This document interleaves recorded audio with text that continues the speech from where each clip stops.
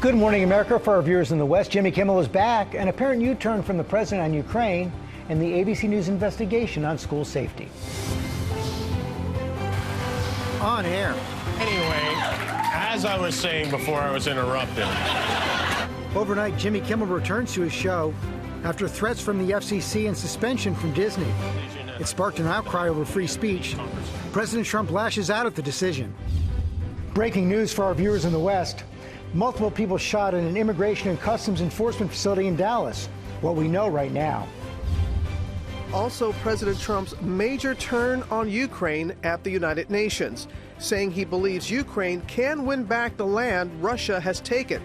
This as he was critical of member countries and called climate change a con job. Martha Raddatz with the latest on Ukraine, and Ginger Z with a climate fact check. Dangerous close call.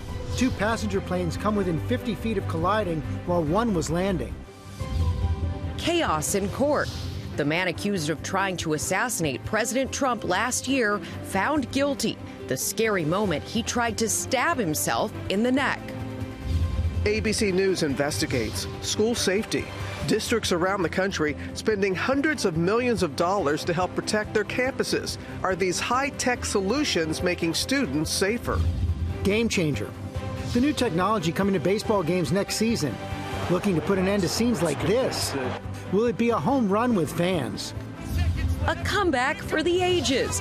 Phoenix stunning Minnesota in the WNBA playoffs, while Asia and the Aces bounce back.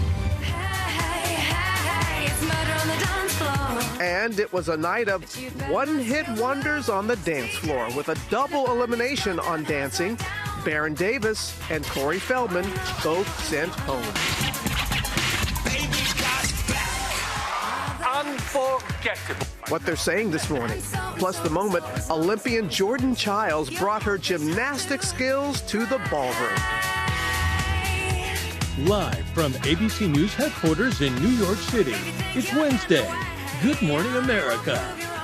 You knew Jordan was going to break out with that. Of course. Yeah. Good morning, America. What a night on dancing. More on that. But first, of course, a lot of news to get to. A lot of news to get to, including a story. I wish my grandpa Jerry was around to talk to me about this big change for Major League Baseball. He took me to all those games when I was a kid. Well, now they have robot umpires taking to the field. There's going to be a big question about whether it can really help with those bad calls, and we got more on that. I was wondering where she was going. I know. Exactly. When you vote Grandpa. Grandpa Jerry always took me to the baseball games. That is coming up. We're going to begin with Jimmy Kimmel's return to late night. Our parent company, Disney, suspended the host last week after pressure from the FCC over comments Kimmel made on the show. That sparked a national debate over threats to free speech. Trevor Ault has the latest from Los Angeles. Good morning, Trevor. Good morning, George. So Jimmy Kimmel returned with a 17-minute monologue addressing this controversy himself for the very first time, saying he never meant to make light of Charlie Kirk's death, and even thanking some Republicans while still making some jokes at the president's expense.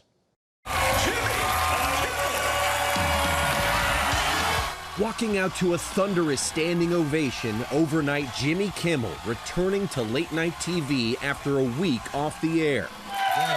Thank you. Anyway, as I was saying before I was interrupted. Kimmel's show was suspended amid apparent threats from the Trump administration following the host's comments last Monday about the ideology of the alleged shooter in Charlie Kirk's murder. Growing emotional, Kimmel now clarifying his remarks. I do want to make something clear because it's important to me as a human, and that is, you understand that it was never my intention to make light of the murder of a young man. I don't think there's anything funny about it, nor was it my intention to blame any specific group for the actions of what it was obviously a deeply disturbed individual. That was really the opposite of the point I was trying to make, but I understand that to some that felt either ill-timed or unclear, or maybe both. And for those who think I did point a finger, I get why you're upset. If the situation was reversed, there's a good chance I'd have felt the same way. He also praised Kirk's widow during this past weekend's memorial for her husband. On Sunday, Erica Kirk forgave the man who shot her husband. She forgave him. That is an example we should follow. But Kimmel was also back telling jokes, taking a jab at President Trump. You almost have to feel sorry for him. He did his best to cancel me. Instead, he forced millions of people to watch the show. That backfired bigly. After the taping of the show, President Trump weighing in overnight, blasting ABC's decision to put Kimmel back on the air, saying his talent was never there. Why would they want someone back who does so poorly, who's not funny? In a statement, Disney said Kimmel's show had been suspended to avoid further inflaming a tense situation at an emotional moment for our country.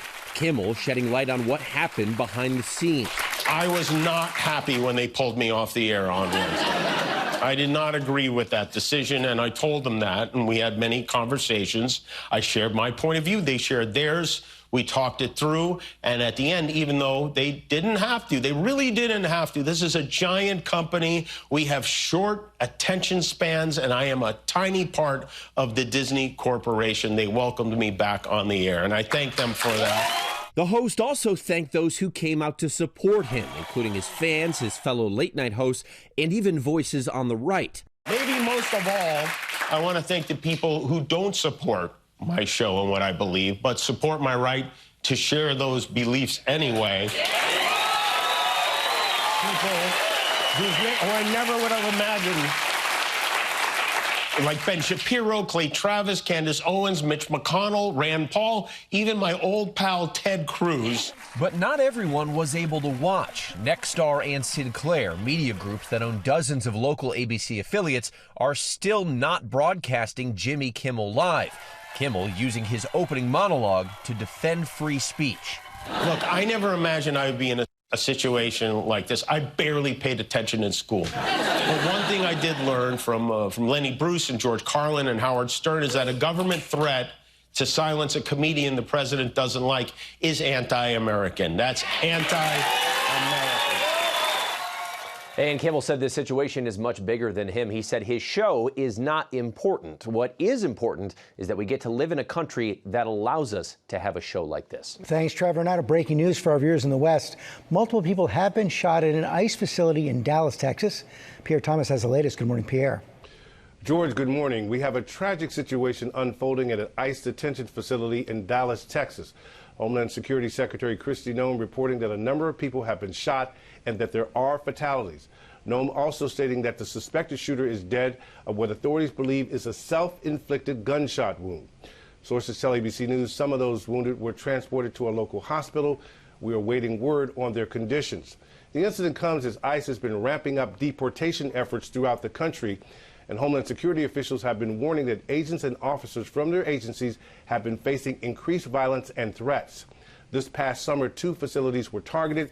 In an incident in July, a gunman showed up outside of a Border Patrol facility and fired multiple shots. In another incident in Alvarado, Texas, a police officer was wounded after shots were fired outside of an ICE detention facility there. So today, we have more evidence of an increasingly dangerous threat environment. George?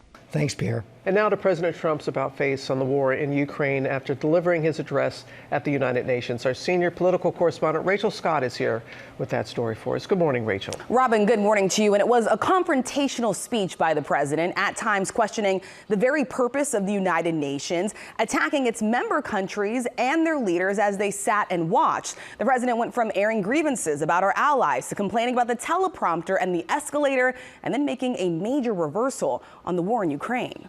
After a whirlwind day with world leaders on the sidelines of the United Nations General Assembly, this morning President Trump making a major shift, now saying he believes Ukraine can win back some of the land Russia has taken. Let them get their land back. Yep. So we'll see how it all works out. Minutes after meeting with Ukraine's Volodymyr Zelensky, Trump writing on social media, "I think Ukraine, with the support of the European Union, is in a position to fight and win all of Ukraine back in its original form."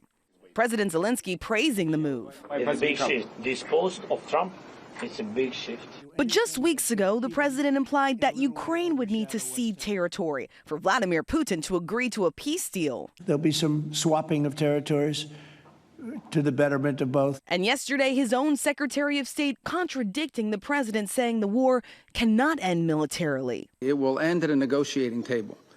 That's where this war will end. Last month, the president rolling out the red carpet for Putin, holding a summit that ended without a peace deal. Now President Trump openly expressing his frustration with the Russian leader. Unfortunately, that relationship didn't mean anything, unfortunately. In the weeks since, Russia escalating its attacks on Ukraine and testing NATO's resolve.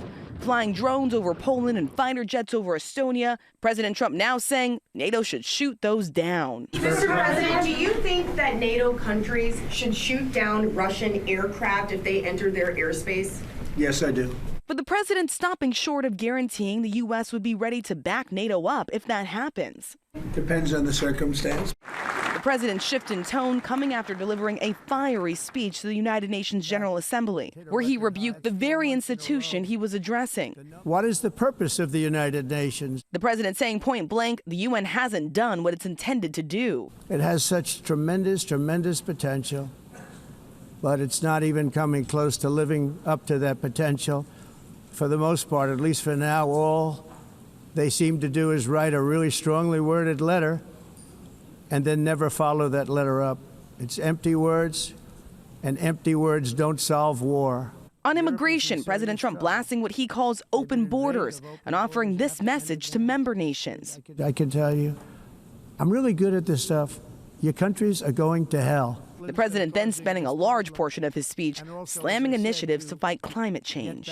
This climate change, it's the greatest con job ever perpetrated on the world, in my opinion. So President Trump's speech, those words did stand in stark contrast to that of other world leaders, many of whom said this is a time for nations to come together to address global issues like climate change, those divisions on full display. No question about it. Thank you, Rich. Let's bring in our chief global affairs anchor, Martha Raddatz. Martha, let's talk about Ukraine. The president said so many things at so many different times about this war in Ukraine. It's really hard to know what to make of his latest comments. It sure is, George. In the months since he took office, President Trump has gone back and forth, touting his relationship with Putin in the early months and berating Zelensky. We all remember this in the Oval Office, and telling Zelensky then he has no cards in this fight, to hosting Putin in Alaska, and now this. I do think President Trump is angry that the summit seemed only to embolden Putin, but President Trump did not say how Ukraine could win this war or what the U.S. might offer, and still no sign of those promised new sanctions on Russia that Zelensky badly wants to pressure Putin. George? Also hard to parse those comments over NATO. The president saying NATO should shoot down those planes that cross in, Russian planes that cross into NATO airspace, but not saying that the United States is going to be part of it. Exactly, George. There have been numerous incursions by Russia lately, including those drones that entered Poland. But President Trump seemed to give Russia a pass on that, saying that may have been a mistake. So it's really hard to imagine that the U.S. would take part in shooting down Russian aircraft unless the Russians were waging an all-out attack. But Poland's president did say at the UN that the world is entering a new and dangerous era of rivalry, and that Poland will defend its territory. George? Martha Raddatz, thanks. Robin? And George, as you know, the president also made some claims when it comes to climate change and renewable energy. And I know, Ginger, you really wanted to weigh in on that and some fact checks. We were watching carefully because there was quite a bit, 20 minutes or so on climate and renewables. So let's start with the claim from the president that the UN's predictions about the impacts of climate change are exaggerated or incorrect. There is overwhelming scientific evidence and consensus from thousands of scientists worldwide. Some examples for you. The U.S. National Climate Assessment determined that human activities, principally our emissions of greenhouse gases, have unequivocally caused global warming, and that without deeper cuts in those emissions, it will get worse. Then maybe look at the National Academy of Sciences, right? And they say pretty clearly here, with similar findings, that this is, quote, beyond scientific dispute. All right, renewable energy, and what the president said, he said that they are I want to get it right, they are a joke, they don't work, and they are too expensive. Right, so I'll address a bunch of that in there. Here are the facts. Last year, for the first time, 40% of the world's electric generation was from renewables and nuclear. At least 16% of our electricity production in this country is from renewables alone.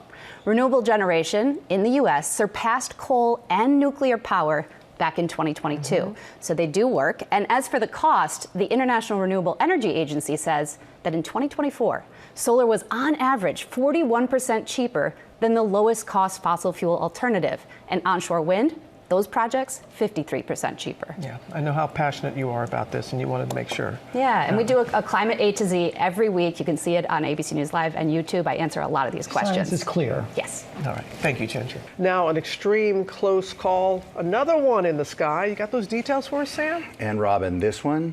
I mean, this one. All right, this morning, a terrifying close call between two passenger planes in France when one plane almost landed on top of another. Now, it all happened Sunday when an EasyJet plane was at the start of the runway waiting to take off from Nice. Now, watch. Flight Radar 24 showing a Nouvelle Air flight from Tunis coming in to land on the same runway as this plane is taking off. The Nouvelle Air pulling up last minute, missing a collision by just 10 to 20 feet. The pilot just able to pull off a last-second go-around. Now, reports say the inbound jet may have approached on the wrong runway. It really did look like that when you look at the pictures here in bad weather. The French Aviation Safety Board is now investigating, and guys, we're being told there were about 150 people, as they say, souls on board each plane. Each one? Each one. That could have been so. Yep. Yeah. Good thing that it all ended up this way. Yes. Right. Thank you, Sam. Thank you, Sam. We're going to turn now to the WNBA playoffs. Lara, you have all the action. This one's a tough one for me, but I know. You got it, Lara. I know. A lot to talk about. Good morning, everybody. And as I understand it, Game 2's critical in best-of-5 series. You do not want to go down to 0-2. 0-2. And that was the case for the Phoenix Mercury, posting a massive comeback to avoid falling into that hole. This three-pointer by Sammy Whitcomb with 3 seconds helped Phoenix come back from being down 20 points. Sent the game into overtime, and then Phoenix just took over. They ended up winning that game. Yes, Rebecca, earmuffs. So 89-3. And then in the late game, the Vegas Aces bounced back from their Game 1 loss with a huge win over the Indiana Fever. MVP Asia Wilson leading the way with 25 points, 5 steals. Only the 4th player in league history to do that in the playoffs. Vegas winning 90-68. That was pretty convincing. That's a big win. Game 3 for both of these matchups is Friday night. We like a Game 3. Makes it interesting.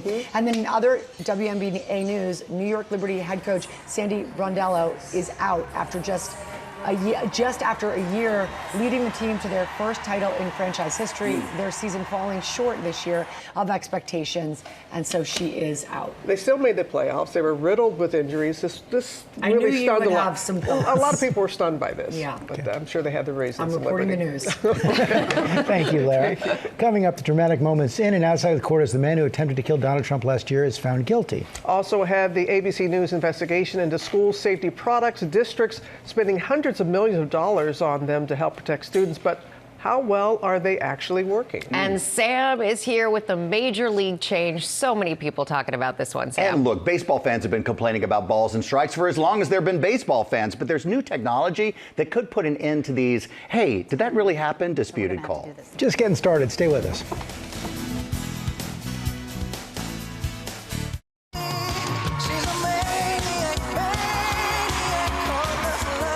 Back here on GMA, Olympic champion Jordan Childs in the ballroom showing off some of her gold medal gymnastic skills last night on Dancing with the Stars. We have some of the biggest moments. We're going to hear from the two couples that were sent home last night. I know, isn't she? Yeah. I know. First new at 7:30. Democrats won a special election in Arizona last night. Adelita Grijalva won the race to succeed her father, Raul, who died in March. Her victory narrows the Republican House majority. It also means there'll be enough votes to force a vote on legislation that require the release of the Epstein files. Also, warning about counterfeit airbag parts. Federal regulators are investigating faulty parts from China that are now linked to at least 5 deaths. The parts can cause airbags to explode during a crash. Officials are urging the auto repair industry to be on the lookout. The owners of Camp Mystic say they plan to reopen next summer. 27 young campers and counselors at the Christian Girls Camp in Texas died in flooding on July 4th.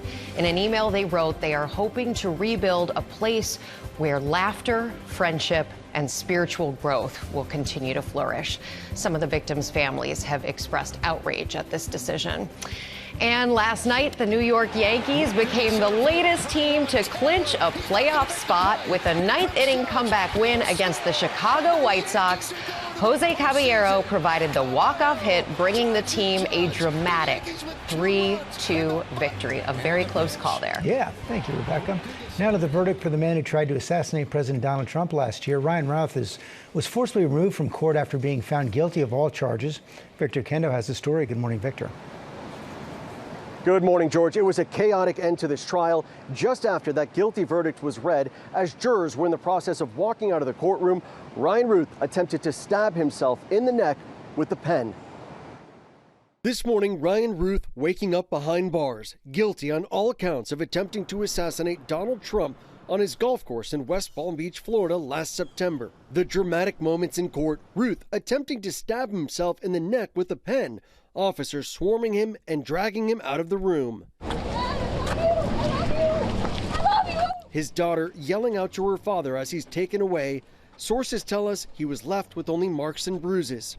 Shots fired, shots fired, shots fired. That Secret Service audio played during the trial. One agent firing at Routh after spotting a rifle pointing out of the bushes. The individual was inside that tree line. All units be advised, it looked like an AK-47 style assault rifle. Routh fleeing from the scene, later arrested on the side of a road. The trial 1 year after the incident, lasting just 12 days, with Routh representing himself.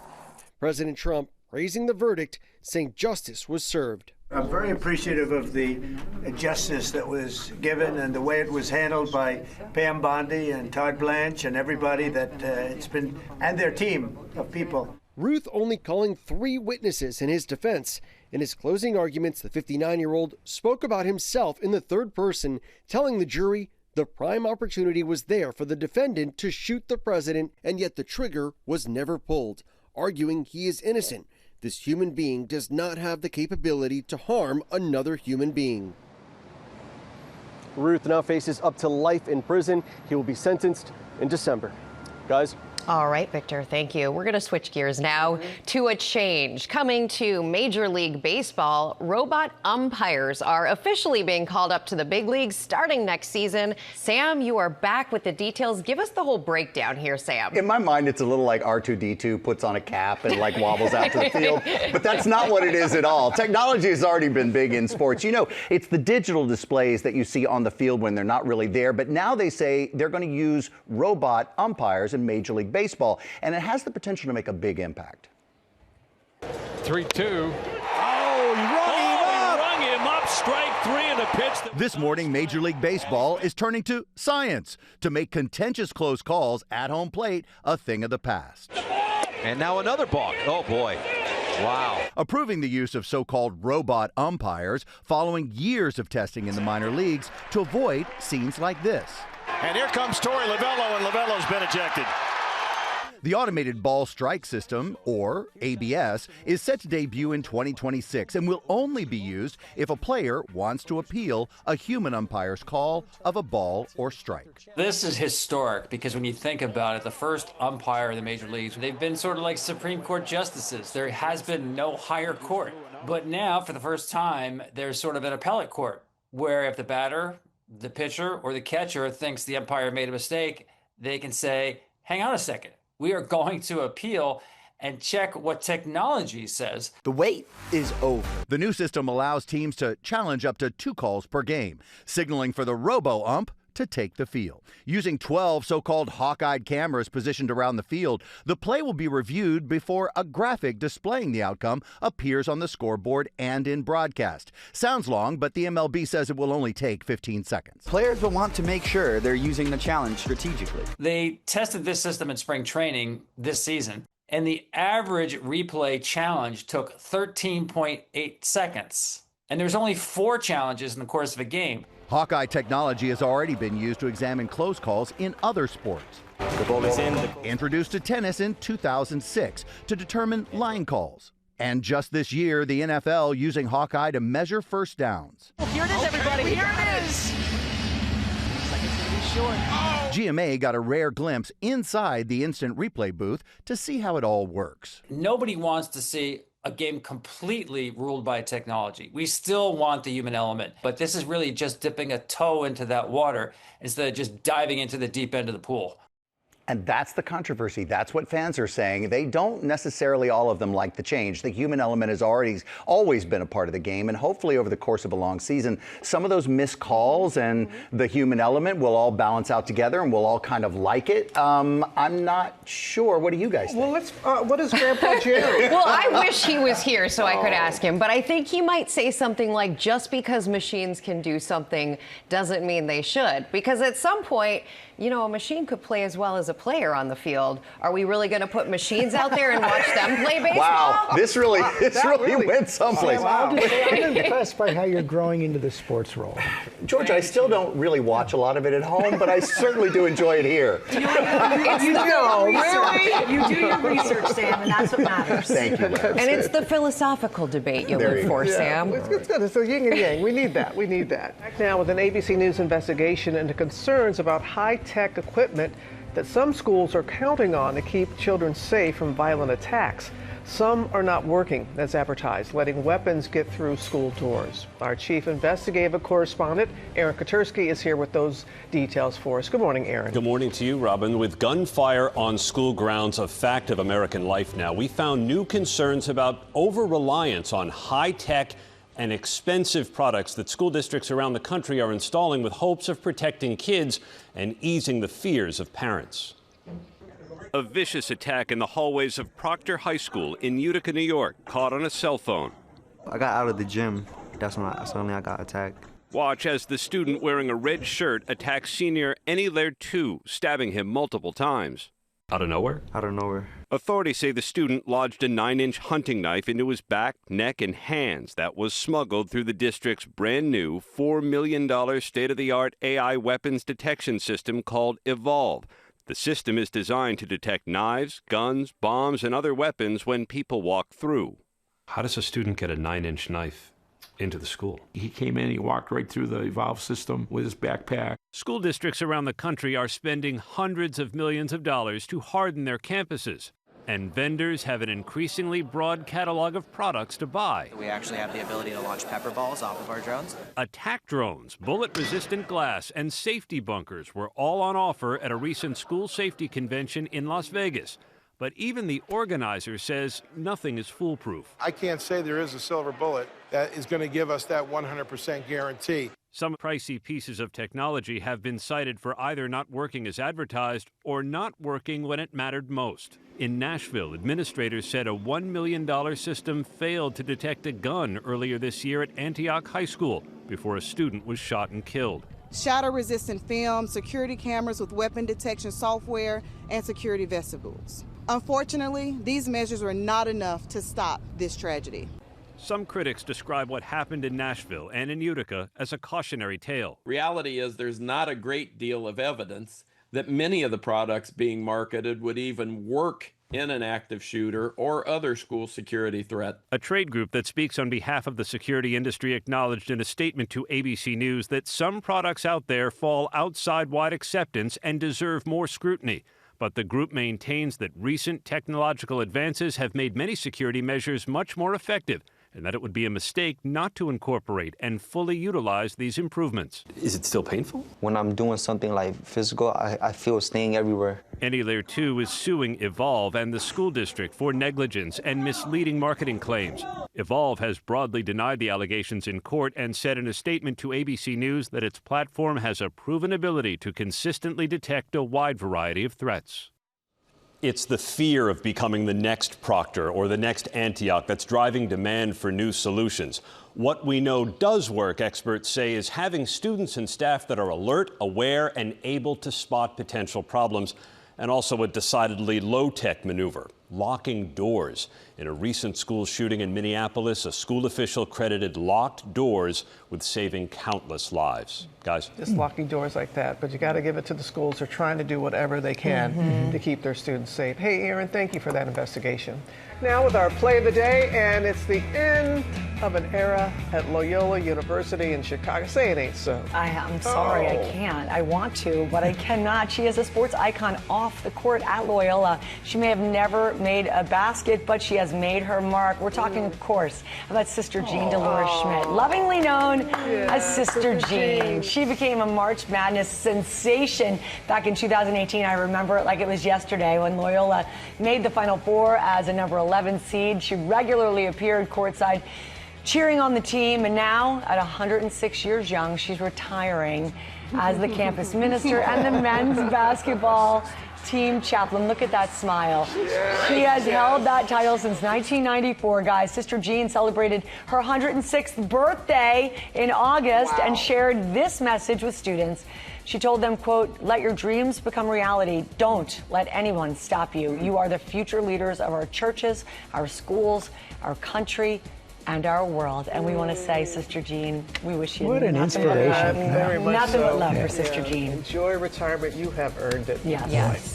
Coming up, we're going to break down the new report that finds childlessness on the rise among most women. And behind the scenes of the hit show High Potential with star Caitlin Olsen.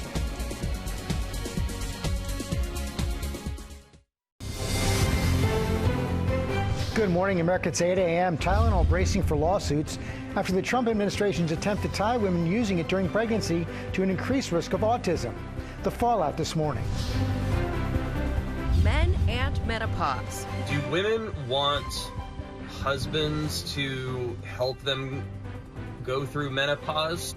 This post going viral as thousands of women said yes. Now many men are answering the call. We'll meet the guy who started it all and hear what his wife has to say. And ready to play the field again. Meet the new Golden Bachelor, former NFL player and lawyer Mel Owens, as he gets ready to hand out roses on his journey to find love. And he's saying, "Good morning, America." Live from ABC News headquarters in New York City, it's Wednesday. Good morning, America. It is Wednesday. Look at that scene here in the Big Apple. It's great to have you with us. Always great to have Tori Johnson here with deals and steals.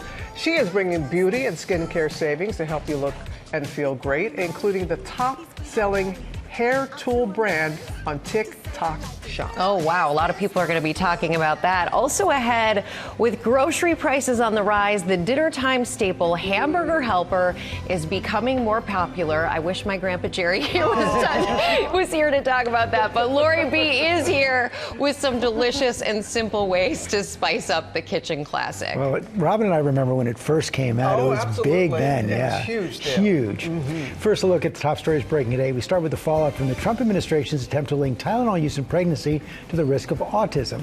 Elizabeth Schultz here with the latest. Good morning, Elizabeth. Good morning, George. And this really could be a legal headache for the maker of Tylenol. Legal experts say that families could now be looking to sue the drug maker after the Trump administration linked the use of acetaminophen in pregnancy to autism. So one example of this, the FDA is now trying to change the product label on Tylenol to warn pregnant women about the risk of autism. So a mom who took Tylenol during pregnancy and had a child with autism could point to that change in a lawsuit and say she should have been warned sooner. Kenvue, the maker of Tylenol, has previously won lawsuits that tried to link the drug to autism. The company tells us we stand with the science and believe we will continue to be successful in litigation as claims lack legal merit and scientific support. Keep in mind, the FDA is taking a much softer tone than President Trump on this guidance. The head of the agency wrote in a letter to physicians, while an association between acetaminophen and autism has been described in many studies, a causal relationship has not been established. In other words, a key question in these lawsuits would be how do families show that Tylenol was a cause of autism when the scientific evidence has so far definitively not proven that, and you can't isolate it from other symptoms that you have during pregnancy. So what about Tylenol? Could they sue the government? So the maker of Tylenol could try to sue the FDA for defamation, but legal experts say that would be a very tough case.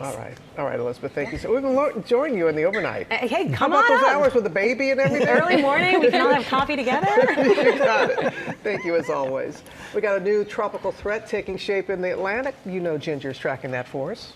Hey, Robin, not one but two new areas that we're watching. But let's say goodbye to Gabrielle first. Before, it has the hurricane warning, though, for the Azores, so we do want to mention that. But these two other areas, they are waves as of right now, but we want to watch them very closely. The next names on the list are Umberto and Imelda. So we will be watching by the end of this week, the start of the weekend. For sure, we'll have at least one of them develop. System number one, I want everybody in Bermuda to be watching really carefully as it wraps around. It's kind of common to what we've seen already this season. System two, Puerto Rico, the Dominican Republic, Bahamas, I want you paying really close attention for some heavy rains. And as that develops, this stationary front is going to potentially be our savior to keep it east of the coast. But we are still 5+ days away, so I want everyone to watch this really carefully. The next couple days are going to be key, Rebecca, to seeing where this goes and who is impacted. And we know you are going to be right on that, Ginger. Thank you. We're going to turn now to a new report from the U.S. Census Bureau that finds childlessness is on the rise in every age group except women 45 to 50 years old. Rhiannon Alley is here with the details. Good morning, Rhiannon. Hey, good morning, Rebecca. Yeah, the average age women have children has been creeping up for decades now, but these latest numbers are pretty surprising. The data from the U.S. Census Bureau revealed a disparity when it comes to when women are having children. So the last 10 years show a bit of a baby boom when it comes to women in their late 40s. In fact, that is the only age group in the last decade that recorded a rise in births. The childless rate for women aged 45 to 50 dropped from 16.7% just 11 years ago to 14.9% last year. The information coming out of the recent census and backs up recent research that women are waiting later in life to start their families, and younger women are having fewer babies. The rise in childlessness was especially steep among women in their 20s and early 30s. In 2014, about 75% of women aged 20 to 24 had not had any children. Listen to this. By last year, that number had jumped to 85%. So the big question, why is this happening? Well, experts say cost of living is a huge factor. Everything is more expensive these days. Rent, childcare, and utilities, even food. More millennials and Gen Zers are focusing on their careers, trying to become financially stable, and putting off starting families. And by the way, guys, the average cost of raising a child now to age 18 is about $400,000, and that can vary depending on where you live, and that's not even including college. And it is climbing. Thank you, Rhiannon. Coming up on our GMA Morning Menu, the man whose post about supporting women during menopause went viral. We'll hear from him and from his wife.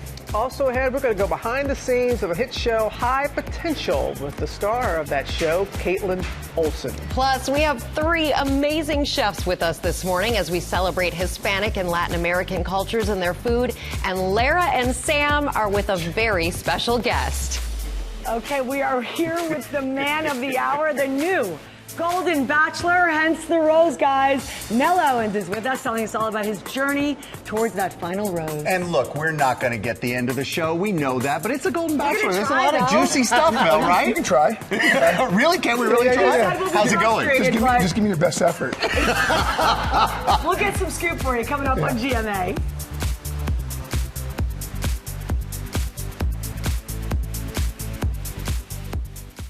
All right, so we're going to begin with last night's electric Dancing with the Stars. Week 2, it was one-hit wonder night. I love this idea. All 14 couples performed to songs that were just that for the artists who made them. And 4 couples vied for first place, each scoring the same 22 out of 30. It was wildlife conservationist Robert Irwin. The Secret Lives of he has that it factor. Yeah. And he's a very good dancer. Also, Mormon Wives star Whitney Levitt, who did a cha-cha to play that funky music. You know the one. I know the one. There it is. Jordan Childs jiving to Maniac. Oh, Maniac. Yes. Maniac. Oh, that was a one-hit. Yeah, too bad.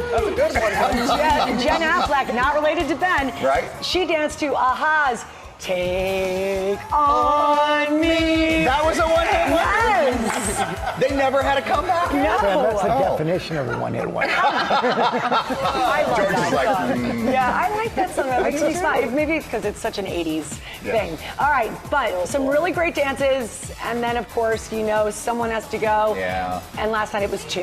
Oh. Double elimination nights of both Corey Feldman and Baron Davis sent home. And here's what they had to say about the experience. Here it is. I'm just disappointed. that I can't continue on. Yeah. But Britt is amazing. I've never danced before, so that was like an experience. I really appreciate the time that I had. You know, wish it could have been longer, wish we could have done more. I know. But at the same time, everything happens the way it's meant to. I just want to say, Corey, thank you. You brought it. I mean, he was just fun to watch. He's great. I'm gonna miss that. All right, next week though, we move on to TikTok night. Right. Another great idea, Dancing with the Stars. Viral dance moves from TikTok incorporated into all of the dances. And TikTok star and season 31 winner Charli D'Amelio will be on the show. She's back, and that airs Tuesday 8 p.m. Eastern right here on ABC. You know, Charli, season 31, she won my season. Oh, I can't believe that you didn't beat her. That was so. I like the way you said it, like you believed it. We all were so impressed with you. Oh, never mind. Let's move on. All right, anyway. Also in pop news this morning, Baywatch is coming back. The series about beach life in the 90s has been thrown a lifeline.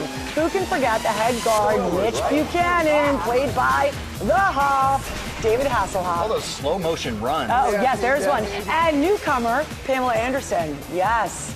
She sizzled on that screen. At its peak, Baywatch was the most watched show in the world, guys, airing in over 200 countries, a weekly audience of more than 1 billion viewers. That's absurd. Right. And Robin's I know. showing us why. I remember Chandler and Joey, they really loved it too on Friends. Oh, yeah. That was Well, their yeah. go-to. The goal of the new Baywatch, according to producers, is to bring the California dream to a whole new generation of fans with fresh stories, rising stars, and all the spectacle that made the franchise a global sensation. The new Baywatch, scheduled for 12 episodes during the 2026-2027 season. That's exciting. Yeah, we'll see who they choose. Yeah, they might discover the next big star. Could be. Sam Gala. With With 2 senior lifeguards. All right, sorry. Congratulations to our very own Rachel Scott, everybody. Our senior political correspondent, anchor of What You Need to Know. She tied the knot earlier this month, you need to know that, to Elliott Smith, and now she's sharing her pictures. She also shared them with Vogue. The couple got married overlooking the ocean in Santa Barbara, and some fun facts. She picked the spot on TikTok. She found it on TikTok. She tried on 21 dresses, and it was her dad who helped her choose the final dress. Great job, Dad. You nailed it.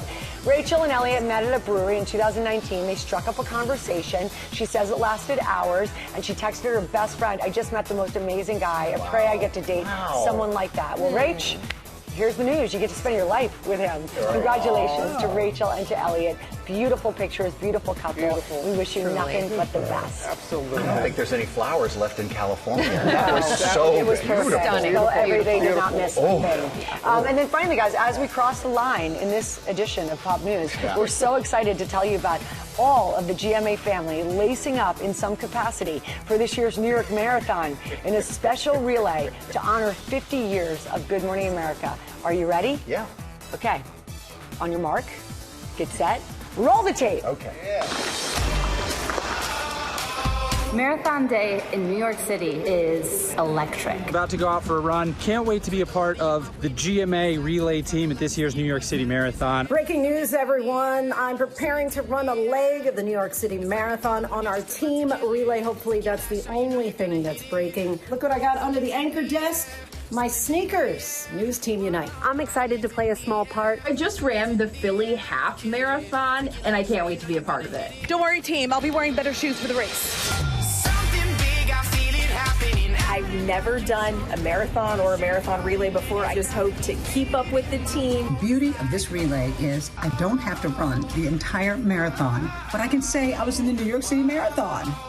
I can't wait. My motivation for doing this is to get out the house, a little bit of a homebody. Been told one word to describe this: teamwork. I've done it before with the team. I've run the full marathon myself a couple times. It's one of the best days in all of New York City. Hey, I'll be cheering you all on as WABC and ABC run together. By the way, I'll be running the full 26.2 miles, my first ever marathon. Let's go. From behind the scenes at GMA to the streets of New York City. Go Team GMA! Team GMA, we're about to bring the heat. We're stretching. We're ready. Yeah, we're ready to run to cheer on everybody else. We're ready to watch. Yeah. Good luck, runners.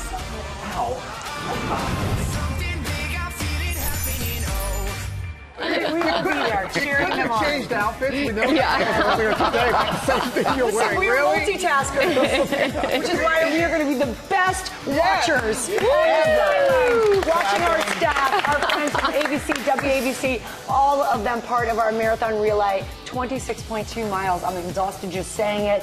It's broken up into little chunks of 2 to 3 miles on that exciting day. Rebecca, you are doing it. Are you ready? I'm getting ready. That's the move. Let's go. I'll be there. Can't wait. You can watch the excitement on WABC, Yes, you did. ESPN, all the things. ABC. It's more than just a race, guys. This is a celebration of the spirit of teamwork for us. It's such a fun thing to be a part of. It really is. I was part of it last year, and when it said 2 to 3 miles, of course, I got the one that was 3 miles. I was like, really? Wasn't yours uphill or something? Uphill, 3 miles. I just want to say, I also just want to say, we're doing this in support of New York Road Runners Team for Kids program. So good. Promoting healthy living for children. Please scan the QR code to learn more and go team. Go team. And you rocked it last year, Robin, if I may say so The myself. only thing I took out of that is that Ike likes cats. Yeah. And that this is a marathon. I have been told to rap 50 times. I know, so here we go, because I don't want to miss this. Now to a dinner time staple. While Hamburger Helper and Hail, remember the commercial, has come to the rescue for many... Oh, is it Shake and Bake? Oh, I thought it was Hamburger Helper. All right. Thank you, Robin. A recent spike in popularity. GMA lifestyle contributor Lori Bergamato has ways to spice up the classic meal. And Lori, we heard it was a big hit with your family. I had the wrong commercial. That's okay, Sam. And yes, indeed, sometimes we all need a little helper at dinner time. Last night, this pantry MVP allowed me to pull off 3 fun, easy meals all in one pan in under 30 minutes. Take a look. What's for dinner? It's been a staple in households for decades. Dinner is ready. And with families trying to save on grocery bills, Hamburger Helper is beefing up its popularity. Brand owner Eagle Foods reporting sales for Hamburger Helper are up nearly 15% this year, part of a growing trend of more and more Americans choosing to eat in than dine out. So we all know Hamburger Helper tastes great. But how do we take it to the next level? Well, we're about to find out. And like the Bears' Sydney, I'm about to add some tomato paste to make it taste basically like it did not come out of a box. home cooks on social media are adding secret ingredients to their meaty masterpieces. This week's meal prep is a Hamburger Helper cheeseburger macaroni. Zach bulking up his box with veggies and protein. Add in your garlic powder, Italian seasoning, and your chopped spinach. This one packs a protein punch by adding Greek yogurt. Lori making it creamier than ever with the addition of 3 different cheeses. Holy moly, this is delicious. We're gonna make this one super cheesy, right? Go ahead, some cottage cheese. Who likes mozzarella cheese? But the easiest of all, You need to be putting salsa in your Hamburger Helper. adding a bit of jarred salsa to kick up the flavor. Does it smell good? It smells so good. And now, the taste test. Leo's going to town over here on one of them. This is good. Good morning, America. Thank you, guys. Love that support. As a busy mom who often stresses about dinner time, I was really impressed by how quickly I was able to get dinner on the table, and even more impressed by how quickly my kids devoured it. The cheesy lasagna-inspired one, yes, it got the highest marks from the kids, but Nick and I both liked the protein-packed one. It felt a little healthy, and the salsified version was a cinch to get from stovetop to tabletop, and under $2 a box, you guys. Okay. It's a dinner time hero. Did you check sodium content? Like, I is did that not. worth? Okay. I did not. That's worth a lot. I had like 20 minutes and I was like, we're getting this on the table. Vegetables, proteins, carbs, done. Check. All right. It's time now for Deals and Steals. Tori is here with bargains to help you look and feel great. Savings on beauty and skincare. Oh, yeah. We are starting with a GMA Deals debut manicurist. If you have dry, brittle, damaged nails, this is for you. They have everything from these little rescue kits that do it all to if you just want more radiance with your nails and you liked a simple routine, they make this. This is an incredible duo. It's called this Active Glow that's going to leave this like just beautiful glow mirror-like finish, the raspberry one, and then this serum that's going to be great for strengthening your nails. I have been using this for about 6 months. My nails have not broken at all in 6 months, and I am brutal on my nails. Opening boxes, typing, like I am hardcore on my nails. This is the real deal. Everything slashed in half. Give this a try. It's so good. All right, Cora's, this is always a GMA favorite. You guys know and love the foaming cleanser, huge seller, as well as the Santorini grape drink. But what you might not know is this white pine line. So I am obsessed with this because it is for aging menopausal skin. And we've got just these two specific ones.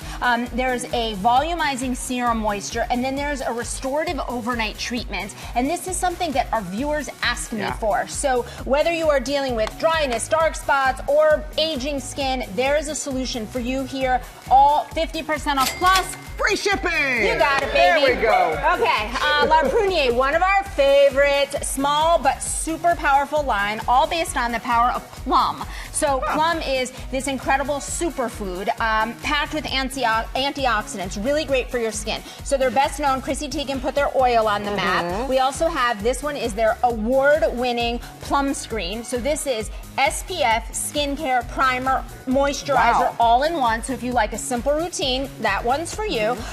Personally, I've been getting into this Plum Tox, which is their newest. First of all, it's a beautiful color. That's an exfoliant. It's a phenomenal exfoliant that's just also really makes your skin feel and look fabulous. All 50% off today. It's a great one. Got it. All right. Let there be light. Let there be light. Let there be light. Yeah, Zadra. We've got 2 different styles of vanity mirrors. This is great. The swivel to be able to you could turn it back and forth. When you can't see properly and you don't have either the magnification you need and especially the light you need, you make mistakes. And so to have that mirror mimic natural light so that you get that flawless beauty finish, these are for you. 2 different styles, all 50% off. 50% off. You got it. Wow. All right, another newbie. I know you like my newbies.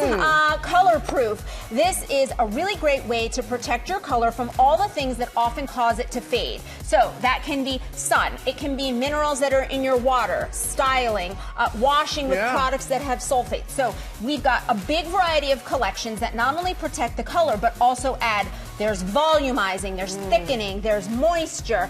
This one today in New York City for humidity. So if you've got color treated hair, this line's for you. All 50% off, starts at $14. Got Sam's attention. And then finally, looking at you, wavy baby. talk. Okay. Number 1 hair tools on TikTok shop. This one right here is the hero, but all of them 50% off and free shipping. Oh my gosh, this is a hot seller. A big seller. And you're getting 50% off. We partner with all of these companies on these great products. You can get them at gmadeals.com or go to the code on your screen. And Tori will be back tomorrow. Welcome back to GMA, live from New York City. We're learning so much here. I was going to say, which person at this couch just overshared? There's a lot of oversharing going on here. But right now, we're back with a look at how men are helping the women they love go through menopause. One father of 2 went viral for his post on TikTok. Janae Norman here with the story. We first saw it in USA Today. Good morning, Janae. Hey, George. Good morning. So one study cites that 7 in 10 women blame perimenopause and menopause for the breakdown of their marriage. So husbands, they have a vested interest in being more understanding and supportive. And as a new generation of women are speaking up more about menopause, a new generation of men are finding ways to show up and support them. 47-year-old Jesse Robertson is a husband, salesman, and suddenly a sort of expert on an unlikely topic, menopause. It is not cool to not care about menopause. Last year, Robertson, a father of 2, listened to a health podcast and was blown away by the lack of support women feel through menopause. So he brought this question to the viewers of his parenting TikTok account. All right, how do I ask this one? Because I actually really want to know the answer. Do women want husbands to help them go through menopause? There was just this outflowing of support of women saying, yes, absolutely support us. Yes, absolutely talk to us about this. And I just felt that there must be more husbands like me that would feel like if they knew more about this, they would want to show up and support their wives. Tamsin Fidel, the author of How to Menopause, says this kind of support is vital. I think it's critical right now that men are part of this conversation. Over 40% of the workplace are women over 40 years old now. So we're talking about a majority of women that are going to be in the workplace longer, that are having kids later, and are dealing with these symptoms for a very long time. Robertson continues to post about perimenopause and says he's not an expert, just a guy learning with other men. But his audience has grown.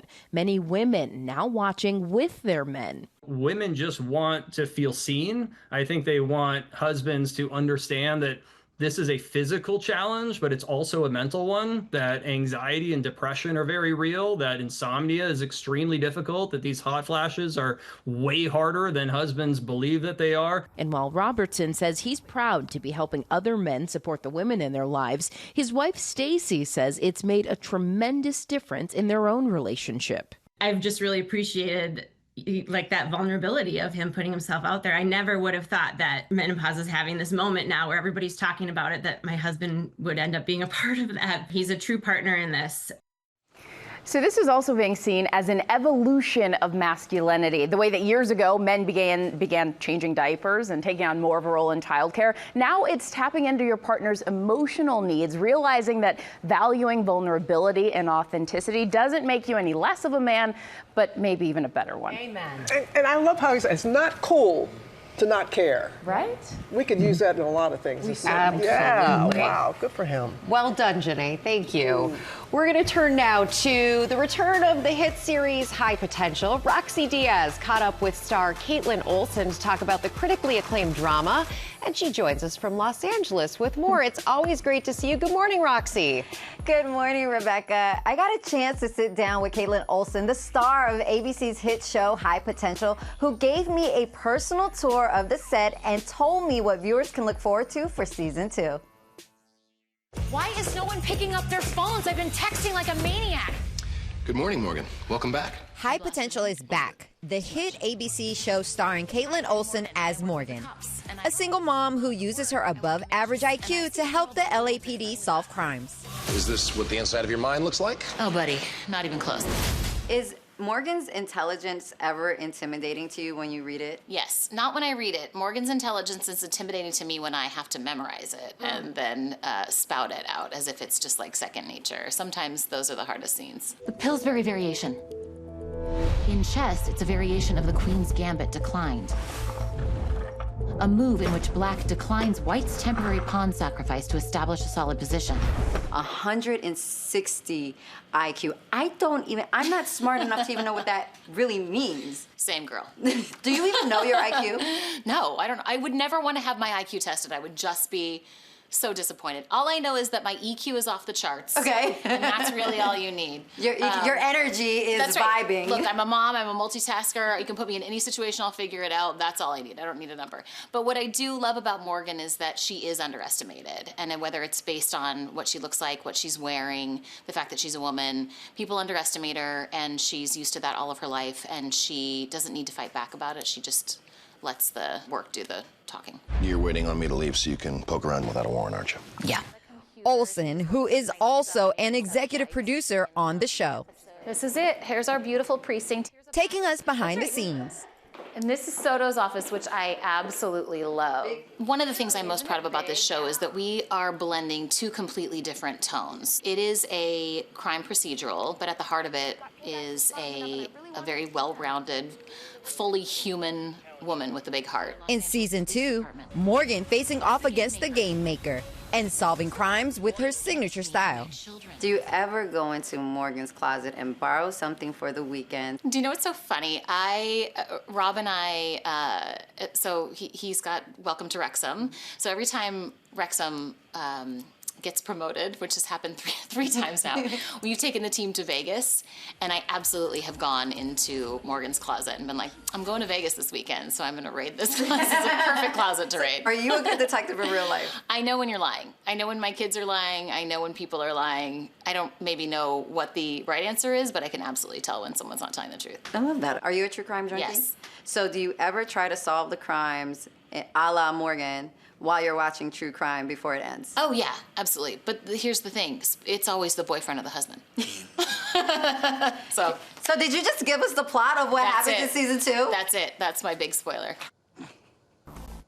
And by the way, the fashion this season, Rebecca, you will appreciate it. Chef's kiss. It's such a fun show to watch. Season 2 of High Potential has begun already with the introduction of some new characters. New episodes are released on Tuesday nights at 10 Eastern, 7 Pacific, right here on ABC after Dancing with the Stars, and stream the next day on Hulu and Disney+.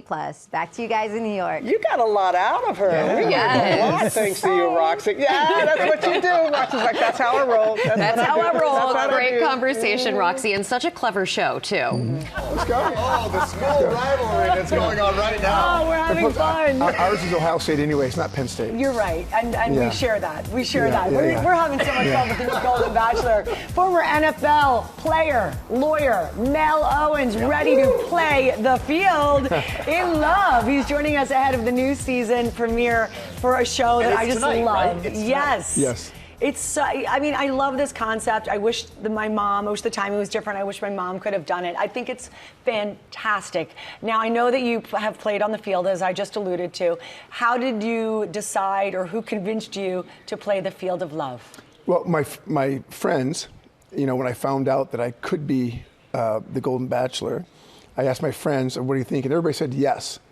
And so I dove in. You did? No trepidation at all? Well, just, I did, because I saw the guy Jared Freed roasting everybody. And I go, this is going to be a little scary if I get on every week. He's going to be, roasting me. But they go, just do it. You're going to have fun. So I said, okay, let's do it. It's like I could find love. Your personality is so great. Just in the moments you've been here. I mean, you're cheery. You're really chatty. You talk a lot. You're a great guy. Yeah, it's fun. And so. You even said, and I like the way you approach this, because when I asked you, I'm like, how was it? You said it was really fun, just like you said right now. It was beyond that. I had a great time. So you also said that if you'd met these women independently of the show, that you could have fallen in love with any of them, right? So was it super hard with that feeling to kind of say goodbye, to give that rose and then say goodbye? Yeah, it was, but you try to get the connection early on in the energy and the frequency of who the person is. So it's quick and it's compressed, so you have to make decisions in real time. Yeah, sounds very lawyerly of you. That helps. Why don't we take a little sneak peek, a little clip here of the Golden Bachelor. How does it feel to be standing here right now in front of the mansion as our next Golden Bachelor? Exciting, but a little anxiety. Before we start, it's a big one. What's up with the shoes? I mean, they look comfortable.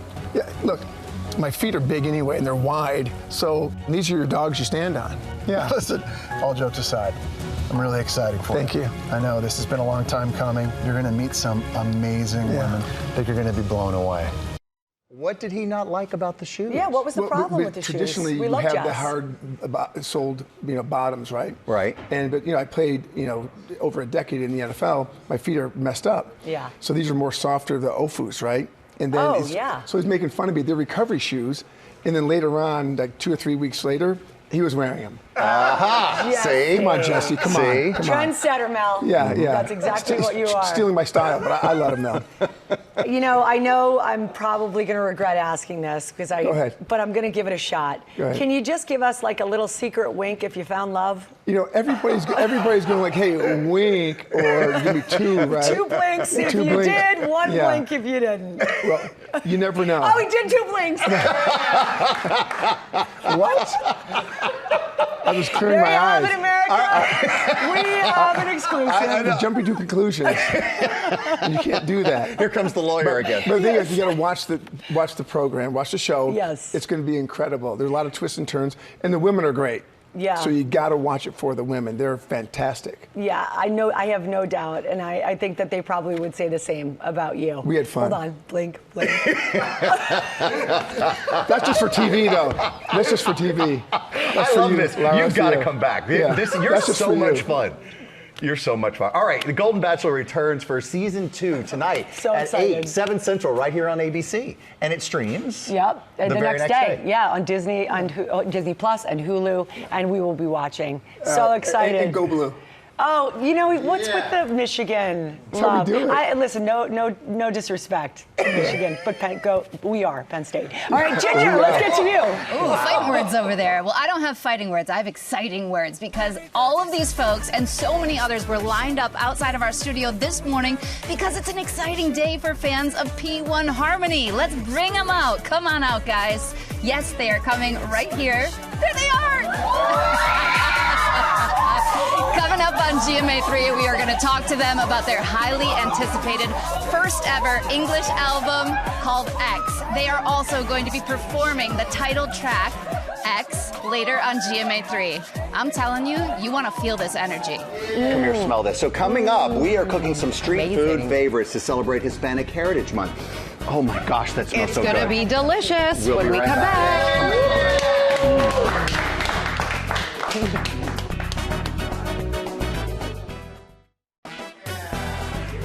Welcome back. It's Hispanic Heritage Month, and this morning we're celebrating Hispanic and Latin American culture with some classic street foods. And I love this idea. I love it. It's going to be delicious, and we have 3 chefs here to help us out. Alicia Majar, chef and author of the cookbook Delicious El Salvador. Jose Luis Chavez, chef and owner of Mission Ceviche right here in New York, and Michelin-trained chef and content creator, Brad Delgado. And Lara's already thrown down the gauntlet, so let's see how this turns out. Yours is incredible, and you're wearing gloves. I'm already into the gloves. Because Chef Alicia is here, and we're going to talk about it. Now, you've got a cookbook that comes out, right? Let me get the name. Delicious El Salvador. You're going to show us how to make the national dish of El Salvador, pupusas, right? Did I get yes. that right? So pupusa is El Salvador's national dish, and they're very simple to make. Okay. That means even I can do it. Even you can do it. Okay. Not only that, but they're also gluten-free. So you're going to take the masa. Oh, yeah. Yes. And you're going to flatten it up. Uh-huh. Now, don't worry if it doesn't come out perfect at the beginning, because pupuseras and pupuseros, because nowadays men also make pupusas, is something that you do every day. So, and then you're going to scoop out a little bit of the chicharrón. Oh. The pork chicharrón. Can I just eat this like a handful yes, of you this? can. That is amazing. My husband actually loves it too on sandwiches. And Salvadorian chicharrón are like carnitas mexicanas. Oh, I'm sorry. And just then one you moment, please. Yes. Thank you, Chef. Go ahead. Keep talking. And then you grind it into a pate until it's nice and smooth. And see, very simple. You bring the edges together now. Okay. And close it. Okay. You can also get rid of the tip, but in this case, we're not. There are different techniques to make the pupusa, but this is just the basics. Okay. And then we're going to flatten it up, just like you're playing patty cake. I like this. This is fun, actually. See how simple? Mm-hmm. All right, Chef Alicia, then we just throw it in there. And then we just throw it in there and we cook it for about about 6 minutes each side and keep flipping it. All right, that's ours. It looks great. It's okay, delicious. here we go. We're over here with Chef. Your kids, by the way, came with you today. Thank you so much. Adorable children, part of this street food extravaganza. I want them to feel very proud to be Latinos and Hispanics. So They're so cute, and they should feel so proud. It's Annabelle and your son Jasper. Jasper, there you go. Jasper, say hi. How are you? Guys. And it's Chef Jose Luis. Okay, so you're going to show us how to make an arepa. Yes, arepas. This is something that represents Latin America 100%, and it's very easy to make. So the first thing we're going to do is just add this corn flour. Cornmeal? Yep, corn flour. This is pre-cooked already. Okay. Okay. How easy is to make that we're going to add the corn flour, water. Okay. Okay. Some a little bit of salt. Yeah, we can add some corn. Okay. And we're just going to mix it up. Mix it up. And then is there cheese in this part? We can add cheese too. I love it. And a little bit of pepper? There we go. All right. So once it's mixed, we have our ball. You make that. The balls. And then you do this. Flatten it out. Yes, like grandma do it all the time. Lara's already stealing a bite. And this is gonna go. This is gonna go to the pan. Go in the pan. How long are we putting that in there? I mean, you're gonna sear it a little bit from each side, like 3-4 minutes each side. You can open it and put anything you want here. Wow. Anything. Or you can just do it straight up with the butter. I love Absolutely. the just Try straight. this one, Okay, nice and warm. Oh my gosh, with the cheese, delicious. So good. So good. I have FOMO. Over to you, Lara. Pero prepárate, get ready. Pastelitos de They're easy, they're perfect. It's the amazing Cuban dish that anybody and everyone would want. Puerto Ricans have it too, but they just put powdered sugar on top. Let me show you how to make this really quick. Mira, you got your puff pastry. It's nice, easy puff pastry. You can buy it anywhere. You cut them into little squares. Mira, then you come here with a little spatula. If you want to come with a spatula, but we're animals. Grab it with your hand. Let's go. Yeah, I got it. Así, baby, con la mano. You put it there, right? Perfect. Now, mira, aquí, Bob Ross the edge. Mira, you go like this. You go like this. Bob Ross, así, baby. Mucho, mucho amor. There we go, baby. Then, así, do it on one of those. You got it. You got it, baby. Eso, así, así. And then fuágata, right? Then, así, mira, you just put it on top. Mira.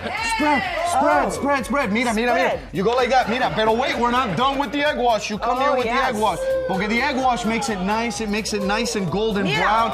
Mira, eso is what they say. Así. Mira. Then after you put this baby into an oven for about 400 degrees for about 25 minutes. They come out golden brown, delicious.